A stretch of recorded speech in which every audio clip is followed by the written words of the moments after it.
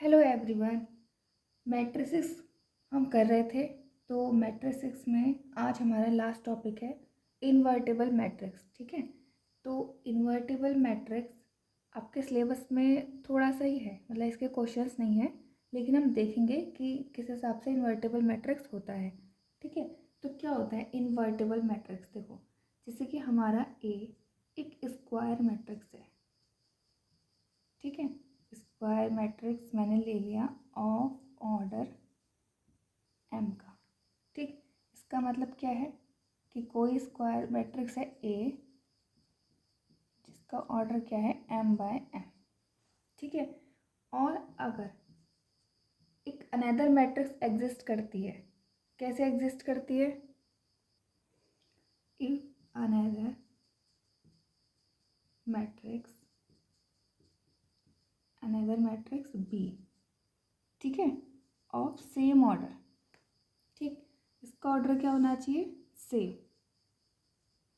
ठीक है, और कैसे एग्जिस्ट करती है, मतलब क्या कंडीशन अप्लाई हो कि ए का हमें इन्वर्स पता चल जाए?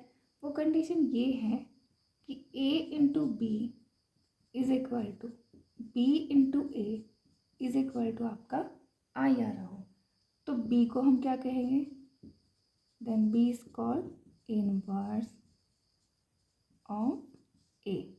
ठीक, या फिर इनवर्स को हम किससे डिनोट करते हैं? ए इनवर्स से। ठीक है, इनवर्स ऑफ ए यानी कि ए इनवर्स। देखो यहाँ पे क्या है ना, ये एक दूसरे के इनवर्स है, यानी कि बी ए का इनवर्स है और ए बी का इनवर्स है, क्योंकि इनकी प्रोडक्ट क्या आ रही है? आई आ रही है। तो यही मेन कंडीशन है। ठीक है, तो सो ए सेड टू बी इनवर्टिबल। ठीक है, इनवर्टिबल का हिंदी में मीनिंग होता है व्युत्क्रमणीय, यानी कि उल्टा व्युत्क्रम। ठीक है, तो हमारे ए अवयव का व्युत्क्रम बी कब होगा? जब ये कंडीशन फॉलो होगी। ठीक, देखो अगर मैं दोनों साइड, जैसे कि मेरे पास A B is equal to B A है, ठीक है, मैं दोनों साइड क्या करती हूँ? दोनों के राइट साइड में बी इनवर्स से मल्टीप्लाई कर देती हूँ। ठीक है, तो A into B inverse is equal to B into A into B inverse.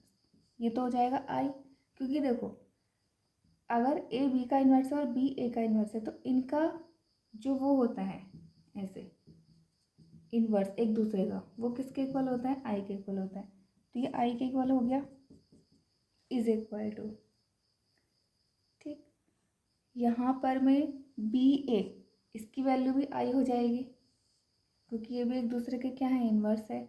और B inverse is equal to A, लॉट के बाद वही आ रही है। ठीक है, तो तुम इस चीज़ को मत ध्यान रखो। हाँ, यहाँ से बस एक चीज़ यही ध्यान रखो कि ए एंड ए इनवर्स, ए और ए का जो इनवर्स होगा उसकी वैल्यू क्या आएगी? आई आएगी। ठीक है, यहाँ पे क्या है? Here A and B is inverse of each other. कब? When A B is equal to I. अगर उनका दोनों का प्रोडक्ट आई आ रहा है तो वो एक दूसरे के इन्वर्स है। ए बी का इन्वर्स है और बी ए का इन्वर्स है। ठीक है, और ये कंडीशन सब जगह अप्लाई होती है, और ये है आपकी सबसे मेन कंडीशन कि A B is equal to B A is equal to I, किसी भी इन्वर्स के मैट्रिक्स होने के लिए। ठीक है, तो यही आपकी डेफिनेशन है। अब इसमें छोटी छोटी दो थ्योरम भी दी हुई हैं, उनको देखते हैं नेक्स्ट। हमने सिमेट्रिक और स्क्यू सिमेट्रिक वाले कॉन्सेप्ट में दो थ्योरम वहाँ देखी थी। पहली थ्योरम क्या थी कि अगर ए कोई भी स्क्वायर मैट्रिक्स था तो A plus A dash and A minus A dash, वो क्या होते थे? सिमेट्रिक और स्क्यू सिमेट्रिक। ए कोई भी स्क्वायर मैट्रिक्स होता था, ये तुम्हारी थ्योरम 1 थी, तो A plus A dash and A minus A dash, ये तो था सिमेट्रिक, और ये होता है आपका स्क्यू सिमेट्रिक। ठीक है, और तुम्हारी थ्योरम 2 क्या थी कि कोई भी एक स्क्वायर मैट्रिक्स हो तो उसको हम सिमेट्रिक और स्क्यू सिमेट्रिक के सब में ऐड कर सकते हैं। हमारी थ्योरम 2 क्या थी कि A is equal to P plus Q. ये क्या है तुम्हारी सिमेट्रिक और ये क्या है तुम्हारी स्क्यू सिमेट्रिक। ठीक है, वेयर पी की वैल्यू क्या होती थी 1/2 ए प्लस ए का डैश। ठीक है, ये डैश है, हाँ, ए प्लस ए डैश और ए माइनस का ए डैश उसका ट्रांसपोज। ठीक, तो थ्योरम 1 एंड थ्योरम 2 ये थे। अब थ्योरम 3 और थ्योरम 4 क्या है, यहाँ पे इनको आपको सिर्फ ध्यान में रखना है, इनका कोई प्रूफ वगैरह कहीं नहीं आएगा इनका, लेकिन ध्यान में रखना है। क्या ध्यान में रखना है कि कोई भी स्क्वायर मैट्रिक्स है अगर उसका इन्वर्स एग्जिस्ट करता है यानी कि है, ठीक है, अगर उसका इन्वर्स निकल पाता है तो वो क्या होगा, हमेशा यूनिक यानी कि सिंगल मैट्रिक्स ही होगा। यानी कि ए का इन्वर्स अगर कुछ भी है तो उसके अलावा कोई और मैट्रिक्स उसका इन्वर्स नहीं होगा। ठीक है, अब देखो A and B are two matrix, two invertible matrix, क्योंकि उनका इन्वर्स होना चाहिए, उनका इन्वर्स एग्जिस्ट करना चाहिए। ये अलग अलग दो मैट्रिक्स हैं। क्या है ये अलग अलग दो मैट्रिक्स हैं, तो मैट्रिक्स ऑफ सेम ऑर्डर, हाँ उनका ऑर्डर भी सेम होना चाहिए। तो एक हमारी स्टेटमेंट या एक हमारा लाइन क्या होती है कि ए इंटू बी का होल इन्वर्स, उनका इन्वर्स किसके इक्वल होगा, बी का इन्वर्स और ए का इन्वर्स। तो आपको ये दोनों लाइन क्या रखनी है, ध्यान रखनी है, इनका कहीं कोई यूज वूज है नहीं। ठीक है, तो अब हम एक क्वेश्चन देख लेते हैं कि कैसे मैट्रिक्स का इन्वर्स फाइंड किया जाता है। ठीक, और बाकी के जो इन्वर्स होते हैं वो हम अपने डिटर्मिनेंट्स में देखते हैं। ठीक है, तो यहाँ पे एक क्वेश्चन फिर भी समझ लेते हैं तभी हमें थोड़ा सा समझ में आएगा। अब हमारा नेक्स्ट कॉन्सेप्ट है इन्वर्स फाइंड करना किसी भी मैट्रिक्स का बाय एलिमेंट्री ऑपरेशन, यानी कि एलिमेंट्री ऑपरेशन लगाने आपको। और एलिमेंट्री ऑपरेशन जो होते हैं वो आपके दो होते हैं। ठीक है, मतलब रो ऑपरेशन यानी कि row elementary operation and column elementary operation, दो होते हैं आपके। ठीक है, अगर हम अपनी मैट्रिक्स को ए इज इक्वल टू आई ए लिखते हैं, ठीक है, देखो हम लिख सकते हैं क्योंकि आई से क्या होता है, किसी भी मैट्रिक्स को आई से मल्टीप्लाई करो तो वो क्या आ जाता है आपका इन्वर्टिबल ही होता है। ठीक है, यानी कि कोई फर्क नहीं पड़ता, आई तो क्या है आपका 1 है एक तरीके से मैट्रिक्स के लिए।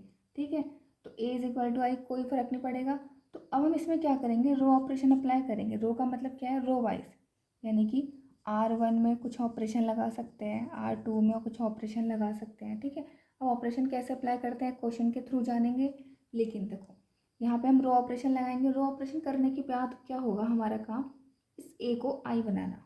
ठीक है, यानी कि ए को इन्वर्स मतलब वो आइडेंटिटी मैट्रिक्स बनाना। आई क्या है यहाँ पे, आइडेंटिटी मैट्रिक्स। ठीक है, identity matrix, matrix of type में हमने आइडेंटिटी मैट्रिक्स पढ़ी है। अगर किसी ने टाइप्स ऑफ मैट्रिक्स नहीं पढ़े हैं या ट्रांसपोज सिमेट्रिक मैट्रिक्स या उसके ऑपरेशन नहीं पढ़े हैं मैट्रिक्स के, तो आप, मैं डिस्क्रिप्शन बॉक्स में मैट्रिक्स के जो अदर पार्ट्स हैं 1 2 3 उनका लिंक दे दूँगी, आप उनको देख लेना। ठीक है, छोटी छोटी वीडियो है, ये भी हमारी छोटी ही रहने वाली है। ठीक, तो अब हम क्या करेंगे, इस ए को आइडेंटिटी मैट्रिक्स में कन्वर्ट करेंगे। उसके बाद क्या होगा, जब हम ये रो ऑपरेशन अप्लाई करते हैं तो वो हमारे इस आई में लगता है, ये ऐसे ही रहता है, ये बिल्कुल सेम रहता है एज इट इज़।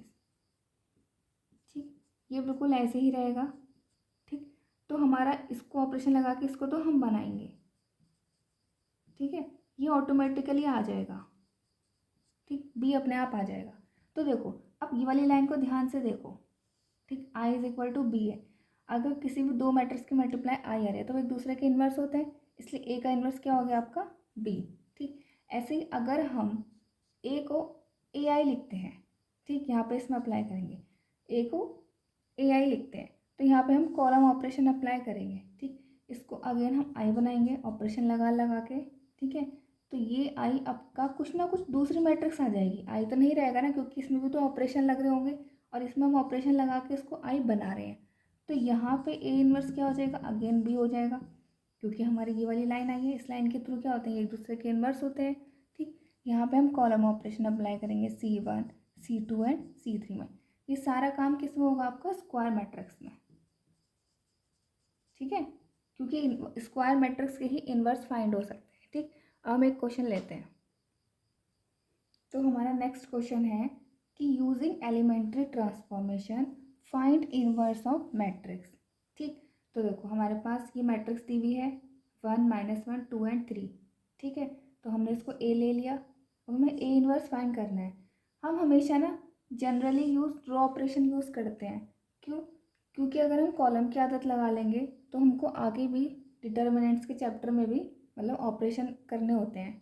ठीक है। तो क्या कहते हैं, तो हम जनरली यूज़ रो ऑपरेशन। ठीक, तो हम रो ऑपरेशन की हैबिट लगाते हैं। तो देखो, हमने रो ऑपरेशन के लिए हमको हमेशा ये लेना है कि A is equal to I A. Trick जैसी हो गई, आई ए, कि मैं ही आता हूँ पहले। ठीक है, तो रो ही आता है पहले, तो आई ए। ठीक, अब हम क्या करेंगे, इसको आई बनाएंगे।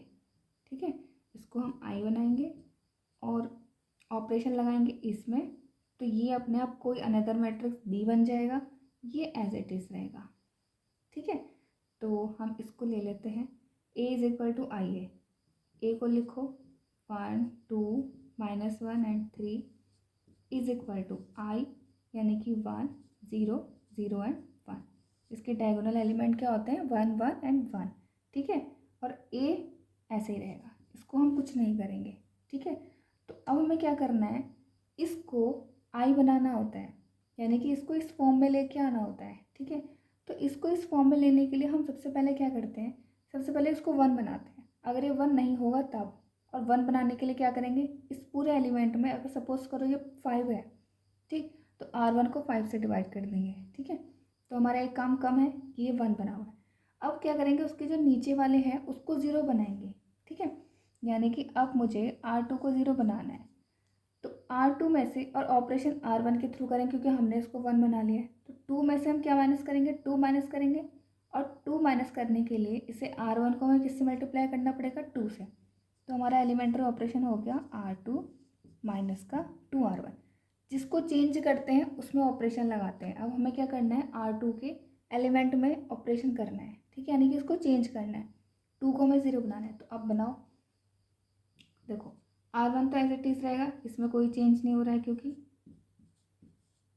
ठीक है, R2 में चेंज हो रहा है, तो R2 को करो, R2 माइनस का 2R1, यानी कि 2 माइनस का 2 0। अब इसको करो, 3 माइनस का 1 था और इसको हमने 2 से मल्टीप्लाई करा था।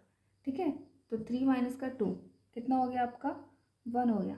अच्छा, ये माइनस है और हम एक और माइनस कर रहे हैं तो ये प्लस हो जाएगा, हो गया आपका 5। यहाँ देखो 0 और माइनस का 2, तो ये कितना हो गया आपका, -2 हो गया। ठीक, यहाँ पे देखो 1 में से तो कुछ भी कर लो ये 1 ही रहेगा। ठीक है, अब हमारा नेक्स्ट काम क्या होता है कि जो सेकंड एलिमेंट होता है उसको 1 बनाना। तो R2 को मैं क्या करूँगी, R2 को डिवाइड कर दूँगी 5 से। ठीक है, डिवाइड करो 5 से, तो 1 -1। अब इसको 0 को 5 से डिवाइड करोगे 0 रहेगा, ये 1 हो जाएगा। ठीक है, 1 0, ये हो गया हमारा 2/5 और ये हो गया हमारा 1/5। ठीक, अब देखो ये मैट्रिक्स हमारी ऑलमोस्ट आइडेंटिटी बन चुकी है, बस अब हमें क्या करना है ना, इसको 0 बनाना है। ठीक है, तो अब क्या करेंगे, हम इसको इसकी हेल्प से ही बनाएंगे। हम सारा जो भी काम करेंगे, जो 1 1 हम बनाते हैं ना, सबसे पहले उन्हीं की हेल्प के से अगले वाले एलिमेंट को हम 0 बनाते हैं। ठीक, तो अब मैं क्या करूँगी, इसको इससे बनाएंगे तो हमारा C1 यानी कि कॉलम ऑपरेशन लग जाएगा, हमें वो लगाना नहीं है। तो हम क्या करेंगे, अब इस R1 में R2 को ऐड कर देंगे। ठीक है, तो ये अपने आप 0 बन जाएगा। ठीक, तो अब हम यूज़ करेंगे R1 change to R1 plus R2। ठीक, तो ऐड करो, 1 + 0 कितना हो गया, 1 हो गया, -1 + 0 कितना हो गया, 0। ये एज इट इज़ रहेगा क्योंकि हमने तो इसमें ऑपरेशन लगाया ही नहीं है। ठीक है, अब यहाँ पे देखो तुम्हें क्या करना है, इस R1 को R2 में ऐड करना है, तो 1 माइनस का 2/5, चलो एक बार लिख देते हैं। ठीक है, एंड 0 + 1/5, तो 1/5, ये एज इट इज़ रहेगा, -2/5 एंड 1/5। ठीक है, वैसे हम क्या करते हैं ना, ये सब सॉल्व करके ही लिख लेते हैं क्योंकि हम ऐसे करते रहेंगे तो हमारी लाइनें वेस्ट होती रहेंगी। ठीक, चलो इसको कर लो, 1 माइनस का 2/5 कितना हो गया, देखो 5 - 2/5, 5 में से 2 गया कितना हो गया, 3, तो 3/5।